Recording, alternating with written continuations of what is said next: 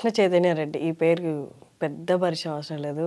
యూట్యూబ్లో చాలా వరకు మీరు ఈయన వీడియోస్ చూస్తుంటారు. 100కి పైగా నాకు తెలిసి థౌజండ్స్లో ఉండుంటాయి. Motivational speaker Krishna Chaitanya Reddy is with us. నమస్తే అండి. నమస్తే. అంటే నాకు ఎవరిని అడగలేదు ఈ క్వశ్చన్, మిమ్మల్ని అడుగుతున్నా. చెప్పండి. అంటే హౌ యూ ఫీలింగ్ రావడానికి, అసలు ఈ ఇంటర్వ్యూ ఇవ్వడానికి? ఫీలింగ్ ఏం లేదు. ఈవెన్ నాకు సందీప్ రెడ్డి వంగ ఇంటర్వ్యూ చూసిన తర్వాత, ప్రణయ్ రెడ్డిని చూసిన తర్వాత, అంటే కంప్లీట్ ఇంటర్వ్యూ చూసేసిన.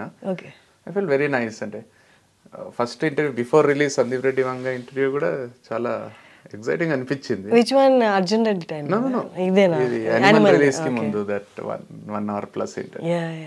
అండ్ ఇప్పుడు కూడా అంటే రావాల్సి వచ్చింది. అంటే మా తమ్ముడు ఇంటర్వ్యూ అయిన తర్వాత I thought like even I have to talk speak about it. కాకపోతే అంత నర్వస్ ఏం లేదు. నేను నర్వస్ అని కాదు, హండ్రెడ్స్ ఆఫ్ ఇంటర్వ్యూస్ ఇచ్చింటారు, టెన్స్ ఆఫ్ ఇంటర్వ్యూస్ తక్కువే ఇచ్చినాము. మా ఛానల్ ఉంది కాబట్టి స్టోరీస్ ఎక్కువ చెప్పిన, అంటే లైక్ 300+ స్టోరీస్.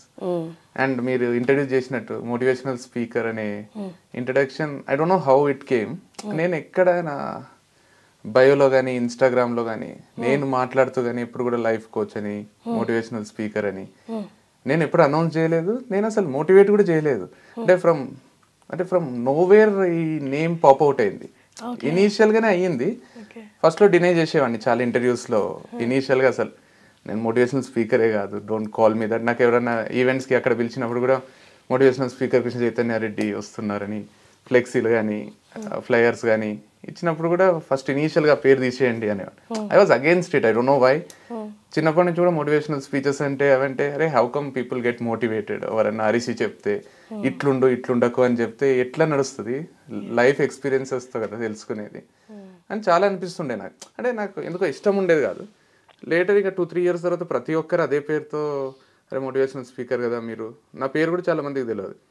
ఎక్కడైనా కలిసినప్పుడు కూడా బయట అన్న మోటివేషన్, అన్న నువ్వు మోటివేషన్ ఇస్తావు కదా, అన్న మోటివేషనల్ స్పీకర్ అని చూడరా వెనకాల. ఇప్పుడు మనం ఇక్కడ ఏదన్నా పిజ్జా ఆట్లో కానీ ఎక్కడైనా కూర్చున్నప్పుడు కూడా వెనకాల రే మోటివేషన్ ఇస్తారు చూడరా వాళ్ళేరా అన్న వాళ్ళు వినిపించి తర్వాత ఆలోచించిన అరే motivation is a positive talk.